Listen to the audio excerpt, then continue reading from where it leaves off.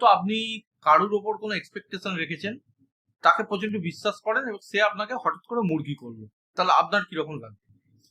আজকে আমার সঙ্গে ঠিক সেইটাই ঘটেছে। আমিও মুরগি হয়েছি। এমন একজনকে বিশ্বাস করতাম, তার কাজ বহুদিন ধরে দেখেছি এবং তার উপর একটা বিশ্বাস মানে একটা জন্মে গেছিল। এবার সে এই বিশ্বাসটা ভেঙে আমাকে পুরো মুরগি করলো, মানে মুরগি তো শুরু করলো তা নয়, একদম পুরো আমার পাইন মেরে রেখে দিল।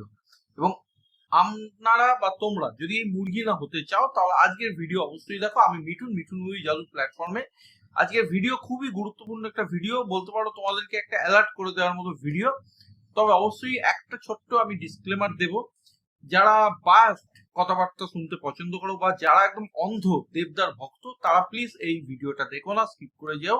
এবং যদিও দেখো, যদি কমেন্ট সেকশনে গালাগালি দাও, সেটা তোমাদের একান্ত ব্যক্তিগত ব্যাপার, সেখানেও আমার কোনো অবজেকশন নেই। তো বেশি সময় নষ্ট না করে, দেরি না করে আমি শুরু করছি আজকের ভিডিও, যার বিষয়বস্তু হচ্ছে রঘু ডাকাত। এই মুভিটা আমি দেখে এলাম। দেখো, এই মুভিটার প্রতি আমার প্রচন্ড এক্সাইটমেন্ট ছিল। আমি এই রঘু ডাকাতের ট্রেলার রিভিউর সময় বলেছিলাম, জয় রঘু ডাকাত, জয় বাংলা সিনেমা, জয় দেবদা, এই ধরনের অনেক কথাবার্তা বলেছিলাম। এবং এখন বুঝতে পারছি সেই কথাগুলো বলে আলটিমেটলি আমি মুরগি হয়ে গেছি। একে তো পুজোর সময় টিকিটের দাম প্রচন্ড, টিকিট যখন কাটতে আমি সিনেমা হলে যাই, দাম শুনে আমার পুরো পাইন মারা গেল। আমি তাও কষ্ট করে টিকিটটা কাটলাম এই এক্সপেকটেশন নিয়ে যে বাংলা একটা বড় ম্যাগনাম অপাস দেখবো। যেরকম অপাস আমরা সাউথে দেখি, যেরকম আমরা বলিউডে দেখি, তো বাংলা এমন কিছু করছে এবং দেবদার প্রতি আমার ভরসা আছে। দেবদা বারংবার বলে এসেছে যে খাদানের পর আরো বিগ, আরো বড় কিছু করছে এবং অবশ্যই এসবিএফ একসাথে আছে, জি দেব এন্টারটেনমেন্ট ভেঞ্চার্স, বড় সড়ো ব্যাপার। যদি এই মুভির গানগুলো আমার সেরকম অ্যাপেলিং লাগেনি টাইটেল সংটা ছাড়া। যাই হোক, দেখতে ঢুকলাম রঘু ডাকাত 2.5 ঘন্টার মুভি। এবং দেখছি, দেখতে দেখতে ভাবছি এটা কি দেখছি বস, এটা কি দেখছি। মানে এইভাবে কেউ মুরগি করে, এইভাবে লোককে ঠকায়? তোমার কাছে যদি পয়সা না থাকে, তুমি এইরকম টাইপের মুভি কেন বানাচ্ছ? আমার এটা বোঝা উচিত ছিল, এটা আমারই দোষ যে ধ্রুব ব্যানার্জি অ্যাজ এ ডিরেক্টর যখনই এসছে এরকম মাস কমার্শিয়াল মুভি করতে, তখনই আমার বুঝে যাওয়া উচিত ছিল যে মুভি কিরকম হবে। তবে এসবিএফ দেব এন্টারটেনমেন্ট ভেঞ্চার্স যখন সঙ্গে ছিল, তখন ঠিক আছে, একটা এক্সপেকটেশন ছিল। মুভির গল্প যদি একদম পাতি কথায় বলি, একটা রিভেঞ্জ স্টোরি। একটা হিরো থাকবে, তার ওপর ছোটবেলা অত্যাচার হবে, তার ফ্যামিলির ওপর, সে বড় হবে, গরিবদের মাফিয়া হয়ে উঠবে, ভিলেনের এগেনস্টে দাঁড়াবে। এইটা সিম্পল গল্প। দেখো, সিম্পল গল্প হওয়াতে কিন্তু কোনো দোষের নেই, কিন্তু মেন জিনিস হচ্ছে সেই গল্পটাকে তুমি এক্সিকিউট কিভাবে করবে। একই সেট ঘুরিয়ে ফিরিয়ে বিভিন্ন ক্যামেরার ওয়াইড অ্যাঙ্গেলে দেখিয়ে দিচ্ছে। একবার দেবকে দেখাচ্ছে চান করছে, মানে চানের ভিডিও 10 বার ধরে সেই চানের ভিডিও দেখাচ্ছে। এবার যদি আমি ইদিকার অ্যাঙ্গেলে আসি, তো ইদিকাকে এখানে দেব মানে নিয়ে আসবে, রেস্কিউ করে নিয়ে আসবে। নিয়ে এসে ইদিকা প্রথমে ওকে অ্যাভয়েড করবে, না তুই ডাকাত, তুই আমাকে ছুবি না। তারপর দেব চান করছে, সেই দেখি ইদিকা প্রেমে পড়ে যাবে এবং সেখান থেকে থাইল্যান্ডের সেই গানটা ঝিলমিল লাগে রে। তো এই হচ্ছে ইদিকার সঙ্গে মানে দেবের কেমিস্ট্রি। এবং 3টে সিনের পর দুজনে প্রেম হয়ে যাচ্ছে। এই যে রিল আছে, ব্লক ব্লক করে রিল গুলো হয়, সেই ধরনের কনসেপ্ট এই মুভিটা বানিয়েছে। এবং জঙ্গলের দৃশ্য মানে একই জঙ্গলে 10 বার ধরে ঘোরাচ্ছে। এটা একটা ডাকাতির মুভি। তো ডাকাতির মুভি, তো আগেকার দিনে ডাকাতরা যেভাবে বুদ্ধি খাটিয়ে যে ডাকাতিগুলো করতো, সেরকম কিছু রাখো, সেই রকম রাখেইনি। মানে প্রত্যেকটা মানে দেব দেব দেব দেব, আর কিছু দেব ভক্ত এসছে, দেবদা দেবদা দেবদা এরকম করে যাচ্ছে। আর দেবকে বিভিন্ন ভাবে দেখাচ্ছে, হ্যাঁ হ্যাঁ হ্যাঁ, এরকম স্লো মোশনে হাঁটছে। এবং অ্যাকশনের যদি কথা বলি, একটা ম্যাগনাম অপাস, ফাটাফাটি অ্যাকশন, 1 থেকে 1.5 মিনিটে অ্যাকশন, অতীব বেকার অ্যাকশন, অতীব বেকার অ্যাকশন। এর থেকে খাদানের অ্যাকশন ভালো ছিল। আমি বলবো খাদান তো দূরের কথা, এর থেকে রাবণের অ্যাকশন দেখে শেখা উচিত ছিল। এটা অ্যাকশনের ছিল হয়েছে। এসবিএফ দেব এন্টারটেনমেন্ট ভেঞ্চার্স মিলে এই মানে রেজাল্ট দিল, একটা গু গোবর রেজাল্ট। স্ক্রিন প্লের দম নেই, একটা ইমোশন কোথাও কাজ করছে না, কোনো হাই পয়েন্ট নেই। হ্যাঁ, তবে এটুকু বলবো, দেবের যে ইন্টারেস্টিং, সেখানে টাইটেল কার্ড আছে, সেখানে সাউথ ইন্ডিয়ান হিরোদের মতো দেবকে একটা মানে বিভিন্ন ভাবে দেখানো হয়েছে। দেবের টাইটেল কার্ড মতো এসছে ওইখানে। ভাই বলতে হবে ওখানটা মোটামুটি ভালো করেছে। কিন্তু তারপর তারপর এ তোমার দেব স্লো মোশনে হাঁটছে, দেব চান করছে, দেব ঝর্ণার জলে এ করছে, দেব প্রেম করছে, মানে সব দেবময়। কোনো গল্পের কোনো বালাই নেই। একই গল্প একটা সময়ের পর বোর লাগে। মানে 2.5 ঘন্টা ধরে মানে মাথা পুরো আমার খেয়ে গেছে। এবার যদি আমি ভিলেনের কথা বলি, দ্য গ্রেট অনির্বাণ বাবু। দেখো, অনির্বাণ বাবু অনেক বইতে ভালো অভিনয় করেছেন, উনি একজন ভালো অ্যাক্টর, কিন্তু এখানে উনি কি করতে এসেছেন, উনি যে অভিনয়গুলো করেছেন না, ওগুলো ওনার মাচায় গিয়ে করা উচিত। একটা অতি নাটকীয়তে ভরা একটা যাত্রা মার্ক অভিনয়। কিছুটা উনি মানে ওনারই ছবি ড্রাকুলা স্যার থেকে পাঞ্চ করেছেন, কিছুটা উনি ওই ইরফান খানের পজ ডায়লগ যেটা আছে, পজ ডায়লগ করে দুটোকে ককটেল বানিয়ে উনি করছেন। মানে একটা কিম্ভূত মার্কা। ওনার লুকটা আমি যখন ট্রেলারে দেখেছিলাম আমার খুব মানে পজিটিভ লেগেছিল। আমার মনে হয়েছিল একটা খতরনাক ভিলেন। আমি ট্রেলার রিভিউ সময় বলেছিলাম, কিন্তু মানে অনির্বাণ বাবু অভিনয় মানে কিছু বলার নেই। এখানে অবশ্য অনেকগুলো ভিলেন রাখা হয়েছে, মানে এদিকে নেই ওদিকে আছে। এবং ভিলেন বলছি গোড়া সাহেব, দুজন, একজন হচ্ছে ডানকেন সাহেব, আরেকজন ইংরেজ সাহেব আছে, আমার নামটা আমি ভুলে গেছি। মানে এত টর্চার মাথার উপর হয়েছে না, মানে এই মুভির চরিত্রদের নাম কি, মুভিটাকে আমি যত তাড়াতাড়ি ভুলতে পারবো ততই মানে আমার পক্ষে ভালো। আমাকে নাইট মেয়ার মুভিটা। তো যেটা বলছিলাম, তো ওই সাহেব, ছাড়া আর কোনো ইংরেজি নেই। দু তিনজনকে দেখা গেল ওই খবর টবর দেয়, আর বাকি সব দেখছি সেই ভুড়িওয়ালা লেঠেল। ওরা এসছে ইংরেজদের মানে গার্ড, ওরা লড়বে দেব এবং তার বাহিনীর সাথে। মানে এই হচ্ছে এক্সিকিউশন। আরে ভাই, তুমি একটা এত বড় ক্যানভাসের মুভি বানাচ্ছ, তুমি একটা ডাকাতের মুভি বানাচ্ছ, সেখানে তুমি একটা ইংরেজ সৈন্য তাদের একটা মানে লোক বল তুমি দেখাবে না? তাহলে তুমি কি বড় বাজেটের মুভি, কি 12 কোটি টাকার মুভি? আরে এর থেকে এসকের সেই মানে ইংরেজ গুলোকে আনতে পারতে, যারা সেই বাংলা বলা, আমি তো পাকে ভালোবাসি, এই ধরনের ইংরেজ গুলোকে এনে তো দলে সামিল করতে পারতো। এরা নয় বন্দুক হাতে দাঁড়িয়ে থাকতো। মানে সব দিকে একদম মানে কোনো দিকে ঠিক নেই, একটা লোকেশনকে ঘুরিয়ে ফিরিয়ে দেখাচ্ছে, একটাই গ্রাম, এটা স্পষ্ট বোঝা যাচ্ছে। আর ইদিকা পাল হচ্ছে আমাদের বলিউডের রশ্মিকা। তাকে সব মুভিতে সবাই সাইন করছে, ওপার বাংলাতেও করছে, এপার বাংলাতেও করছে, তার কোনো রোল নেই, সে থাকছে বলে মুভিটা। কিন্তু এইভাবে কখনো কোনো মুভি হিট হয় না। এবং আজ থেকে 5-10 বছর পরে না, যখন কোয়েল মল্লিক, শুভশ্রী এদের নাম নেওয়া হবে না, তখন কিন্তু ইদিকা পালের নাম নেওয়া হবে না। তো ম্যাডাম, যদি নায়িকা হতে হয় একটু অভিনয়ের দিকে মন দিন। আপনি একটা পিরিয়ডিক মুভিতে কাজ করছেন, আপনি এমন ভাবে মানে আজ মডার্ন ট্যাটু আপনার দেখা যাচ্ছে না, মানে তখনকার মহিলারা এরকম ভাবে যে ট্যাটু করে আসতো বলে আমার অন্তত মনে হয় না। অতীব বাজে অভিনয়। ইদিকা পালের পরিবর্তে এখানে যে রুক্মিণী মৈত্রকে কিন্তু আমার মনে হয় কিছুটা অন্তত ভালো অ্যাক্টিং দেখতে পেতাম। সোহিনী এখানে কিন্তু যথেষ্ট ভালো অ্যাক্টিং করেছে।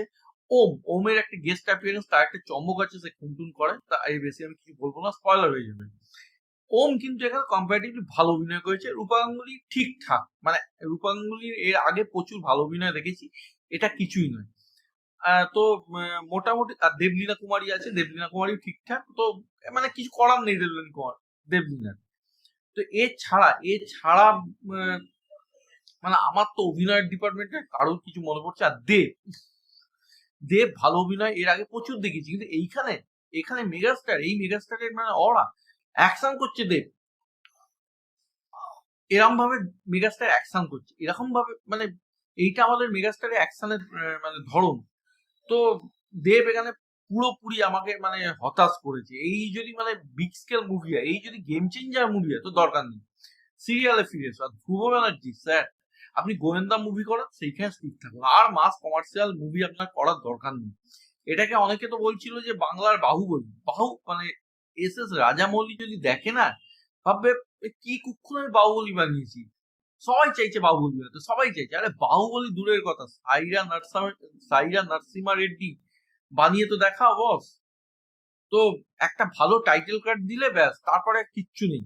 ঝর্ণায় দেবকে চান করতে দেখে থাইল্যান্ডে গান শুরু হয়ে গেল। তবে একদিকে ভালো, মানে মেকার্সরা মানে গালিগালাজ খাওয়ার হাত থেকে একটু হলেও বেঁচেছে, সেটা হচ্ছে ডিসক্লেমার দিয়ে দিয়েছি যে আমরা যে রঘু ডাকাতের কথা ছোট থেকে শুনে এসেছি, সেই রঘু ডাকাতের কাহিনী অবলম্বনে এই মুভিটা নির্মিত নয়।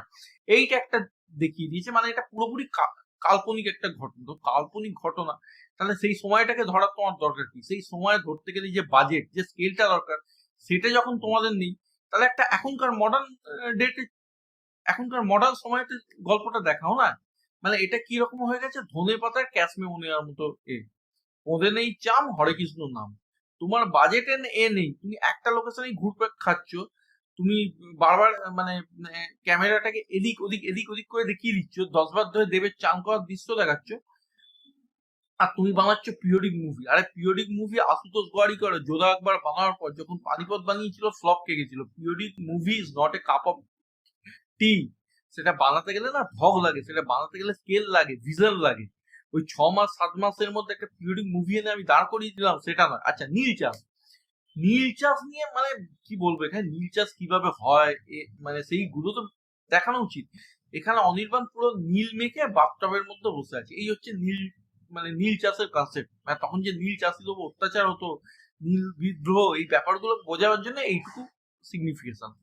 এই তো হলো ব্যাপার। এবার যদি ক্লাইম্যাক্সের আমি অ্যাকশন দৃশ্য দেখি, তো সেইখানে ইদিকাকে ধরে নিয়ে গেল, দেব এলো এসে বাঁচিয়ে দিল, মানে পুরো প্রেডিক্টেবল ক্লাইম্যাক্স। আর সৈনী মরে যাবে এটা আমার মানে জানাই ছিল, মানে দুজন নারী, একজন মরে যাবে, সৈনীও মরে গেল, আর রূপা গাঙ্গুলিও মরে যাবে। আর মরে যাচ্ছে, শুধু মরছে তা নয়, মরার সঙ্গে ফ্ল্যাশব্যাকও দেখানো হচ্ছে। মানে এটা কি ধরনের মৃত্যু আমি জানি না। সেই রজনীকান্ত একটা বই দেখেছিলাম বুলন্দি বলে, সেখানে রজনীকান্ত মরছে, মরা গেছে সিগারেটের স্টাইল, মানে সিগারেট খেয়ে স্টাইলে সিগারেট খেয়ে তারপর মরছে। তো সেটা রজনীকান্তকে মানায়, কিন্তু সোহিনী রূপা গাঙ্গুলি তো সেই ক্যারিশমাটা দেখাতে পারবে না, এটা একটা হাস্যকর ব্যাপার হয়ে যাবে। তো যাই হোক, লাস্টে একে নিয়ে চলে গেল, মানে বসন্তী, সরি ইদিকাকে নিয়ে চলে গেল, এবং দেব এলো এসে সবাইকে মেরে দিল। এবং যে ভিলেন গুলো আছে না, ভিলেন গুলোকে দেখেই মনে হচ্ছে দেবের হাতে মরার জন্য পুরো মানে একদম প্রস্তুত, মানে ওদের নিজস্ব আর কোনো গার্ডস নেই, ঠিক আছে। তেমনি দেবের যে চেলা চামুন্ডা যে দল বলা আছে তাদের ওই রকম অবস্থা, মানে দেব ছাড়া কোনো গতি নেই। দেব হচ্ছে ওয়ান ম্যান আর্মি। যারা দেবের ফ্যান, যারা দেবতা দেবতা দেবতা করতে হবে, তাদের জন্য মুভিটা ভালো। না আছে স্ক্রিন প্লের দম, না আছে ইমোশনাল মোমেন্টস। হ্যাঁ, এই মুভির আরেকটা জিনিস ভালো, সেটা হচ্ছে বিজিএম। বিজিএমটা কিন্তু বেশ ভালো, এবং যে পেছনে সেই রঘু রঘু গানটা আছে, সেই গানটা যখন দিচ্ছিল একটা লাগছিল, কিন্তু এই খুচরো খুচরো মোমেন্টস এই মুভিটার জন্য ওয়ার্ক করে। কিন্তু একটা হোল যে মুভি দেখবো, একটা মেগাস্টারের যে একটা ম্যাগনাম অপাস দেখবো, সেই ফিলিংস আমি অন্তত পাইনি। এর থেকে খাদান ভালো। আর অ্যাকশন, আমি তো আবারও বলছি, একদম জালি অ্যাকশন, জালি অ্যাকশন, এটা অ্যাকশনের ছিরি। ধ্রুব ব্যানার্জি একটা মানে অ্যাকশন মাস মুভি বানাবে, ওর মানে 1 মিনিট 1.5 মিনিটে অ্যাকশন, অতীব পাতি অ্যাকশন। আরে আমি এখনো বলছি রাবণের অ্যাকশন দেখে দেখা উচিত ছিল, কিভাবে অ্যাকশন এক্সিকিউট করতে হয়। কোনো হাই পয়েন্ট নেই, কিছু পয়েন্ট নেই, লাস্টে ক্লাইম্যাক্সের অ্যাকশন তেমনি, মানে কোনো কিছু নেই। ইন্টারভেলের পর একটা মানে মহিলাদের অ্যাকশন আছে, সেটাও ঠিকঠাক। একটা দেবের অ্যাকশন আছে, সেখানে দেব আর চোখ টোক মারবে। তো অনেকে সেটা নাকি সেই পাগলুর দেব, রোমিও দেব এইগুলোকে বলছে। পাগলু রোমিও রিমেক মুভি হলো না, সেখানে যে জোনটাকে প্রমিস করা হতো সেই জোনটাকে কিন্তু মেকারসরা দেখাতো।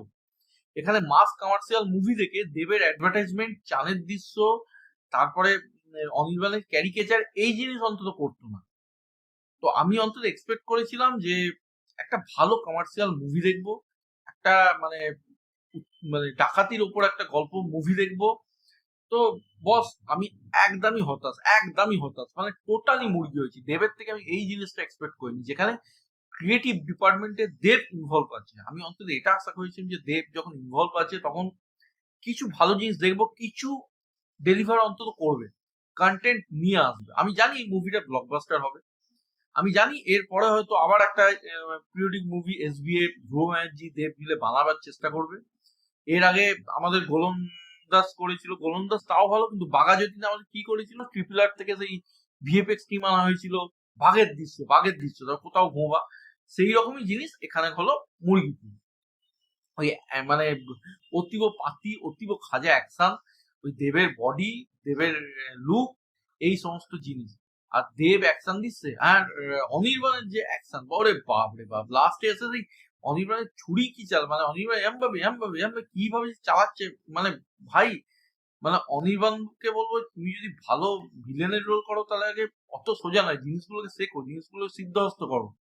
এটা সেই মানে একটা রুমের মধ্যে বসে ডায়লগ ডেলিভারি করা, একটা মানে সিরিয়াল মার্কা কনসেপ্ট নিয়ে এই ধরনের মুভিতে কাজ করতে গেলে হয় না, জগা খিচুড়ি হয়ে যায়। আমি কোনো মুভিকেই ছোট করছি না, সেটাও মুভি এটাও মুভি, দুটোই হচ্ছে ক্রিয়েটিভ আর্ট, কিন্তু যে জোনে যেটা ফিট বসে।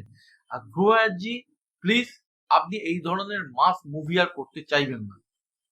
সত্যি কথা বলতে এই মুভিটা দেখে যারা মনে করেছিল যে বাংলাতেও সাউথের মতো কিছু হবে না, তারা প্রচন্ড ধাক্কা খেয়েছে। মানে আমি প্রচন্ড হতাশ হয়েছি, সত্যি কথা বলতে প্রচন্ড হতাশ হয়েছি। গানগুলো তো আমাকে সেইভাবে নাড়া দেয়নি, তাও আমি এক্সপেক্ট করেছিলাম যে একটা ম্যাগনাম অপাস দেখতে যাচ্ছি। সত্যি কথা বলতে 2-3টে জিনিস ছাড়া এই মুভির মধ্যে কোনো রকম কিছু আমার পজিটিভ লাগেনি, কোনো রকম কিছু পজিটিভ লাগেনি। একেবারে 2.5 ঘন্টার একটা বোরিং মুভি হয়েছে, একদম খাজা মুভি, মানুষকে মুরগি করা। একে তো পুজোর সময় সিনেমা হলের টিকিটের দাম বেশি, তার উপর দাম দিয়ে টিকিট কেটে যদি এইরকম ভাবে মুরগি হতে হয় না, মানে কিছু বলার নেই, জাস্ট মুরগি করি, জাস্ট মুরগি করি। যাক, এই ছিল আমার বলা। তোমরা যারা মুভিটা দেখেছো কমেন্টে জানাও, এবং আজকের ভিডিও তোমাদের কেমন লাগলো সেটাও জানাও। আর চ্যানেলে যদি নতুন হয়ে থাকো চ্যানেলকে লাইক, শেয়ার, সাবস্ক্রাইব করো, বেল আইকনটা ক্লিক করে দিও। সকালে ভালো থেকো, সুস্থ, টেক কেয়ার, বাই বাই।